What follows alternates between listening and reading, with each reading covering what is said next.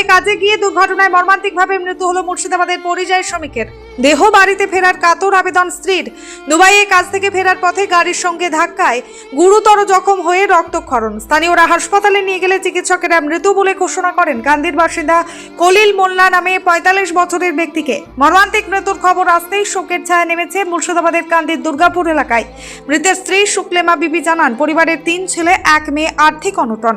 গ্রামে কোনো কাজ না থাকার কারণে আমার স্বামীকে টাকা ধার দেনা করে দুবাই পাঠিয়েছিলাম, যাতে ছেলেমেয়েরা ঠিকঠাকভাবে পড়াশোনা করতে পারে এবং সংসারটা ভালোভাবে চলে।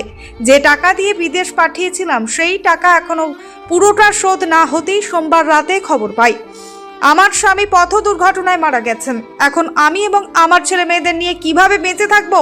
তিনি আরো বলেন, আমার কোনো সম্বল নেই। পরিবারের একমাত্র রোজগারের ব্যক্তি হিসেবে আমার স্বামী ছিলেন, কিন্তু আজ তিনি আর নেই। কি করব সেই ভেবেই পাচ্ছি না।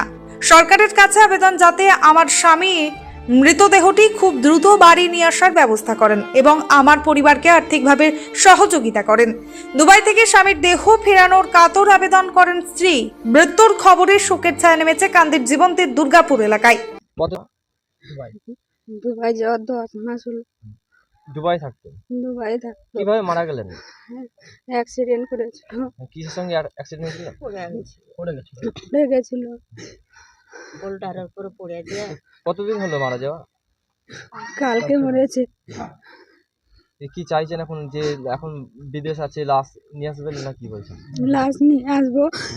আমার বাচ্চা, আমার 2টো বাচ্চা আছে, ছোট ছোট 4টা ছেলে, 3টে ছেলে 1টা মেয়ে, ছোট নাবালক বাচ্চা। তাদের স্কুল পড়াশোনা খরচ আছে। আমার ধার করে দেনা করে পাঠাচ্ছি, কিছুই শোধ হয়নি, সব পড়ে আছে। সরকারি একটা ঘর দিয়েছিল, সে ঘরটাও পড়ে আছে, কিছুই হয়নি, মেরামত হয়নি। যে ঘরে থাকি আমি সে ঘরে পানি পড়ে। এই বর্ষাতে আমি থাকতে পারিনি ঘরে, গোটা ঘরে পানি পড়ে আছে। ছেলেদেরকে নিয়ে বর্ষাতে বসে কাটিয়েছি।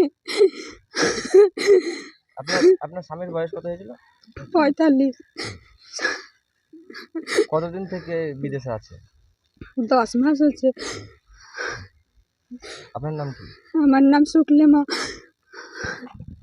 কাল রাত্রে খবর পেয়েছি, ভয়েস করে পাঠাচ্ছিল। আমার একটা বোন স্বামী আছে ওখানে, দিয়ে ভয়েস করে পাঠাচ্ছিল যে মারা গেছে। সকাল 9টার সময় বলছে মারা গেছে। আমরা রাতে খবর পেয়েছি। যিনি মারা গেলেন আপনার সম্পর্কে কি হচ্ছে? আমার বড় ভাই, আমার মেতর ভাই, ওটা আমার বড়। আচ্ছা আচ্ছা। আমি ওর ছোট। আচ্ছা, এই যে বিদেশে গিয়ে মারা গেল, হ্যাঁ, এখন মৃতদেহ বাইরে আছে, কি চাইছেন? আমরা চাইছি যে যত তাড়াতাড়ি লাশটা বাড়ি আসবে, সেটাই আমরা চাইছি। আর ওনার ছেলে পেলের গোনানের মুখে আহার কি করে তুলবে, কি করে চলবে? ওর 4টে ছেলে। বাড়িতে রোজগার করার কি একজনই ছিলেন উনি? হ্যাঁ, ওই একজনই ছিল। মানে ওর তো স্ত্রী তো মানে চলতে পারছে না, খেতে পারছে না। আজ কতদিন থেকে পয়সা দেয় না, বাড়িতে বিদেশ আছে। রাত দিন বাড়িতে অশান্তি, কাঁদছে যে আমার ছেলে পেলেকে খোঁজ খবর লাই না, খেতে পেয়েছি না, আমি কি করে খাবো? ভাইদের কাছ থেকে, বোনদের কাছ থেকে, মায়ের কাছ থেকে চেয়ে চেয়ে নিয়ে এসে খেছে। ওইরকম করে ছেলেরা চলছে, দুঃখ ভিক করে এমনি করে চলছে সব। সবাই আমরা চাইছি ছেলেদের একটু কিছু ব্যবস্থা করে দেন আপনারা। ওই যে ওই বড় ছেলেটা, সেই ছোট থেকে ওর চোখের অসুখ, চোখে অ্যালার্জি দেওয়া। ওই ছেলেটা চোখে ভালো করে দেখতে পাই না, ওকে চেয়ে চিনতে নিয়ে সবার কাছে সাহায্য করে ওকে নেপাল নিয়ে গেছিলো। দিয়ে 5 দিন থেকে ওখানে ওকে দেখিয়ে নিয়ে এলো। তো ওষুধ কেনারও পয়সা নেই ওর হাতে। আর এরকম হয়ে গেল ওর বাপের অবস্থা। আর সবারই কাছে সাহায্য করে চলছে ওদের সংসারটা। সবাই আমার নাম ফুলবানু। ব্যবস্থা করে দেন ছেলে পেলেদের একটু।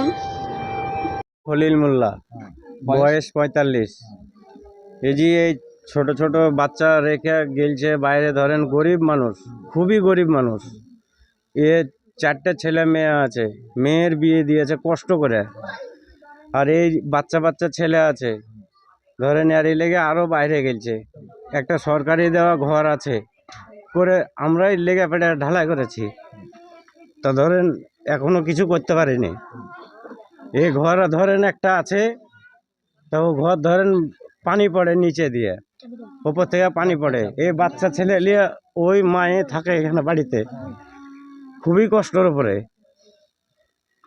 আচ্ছা, এই মৃত্যুর যে খবর কিভাবে পেলেন, কি মাধ্যমে পেলেন আপনারা? আমরা তো মৃত্যু খবর পেলাম যে অ্যাক্সিডেন্ট হয়েছিল।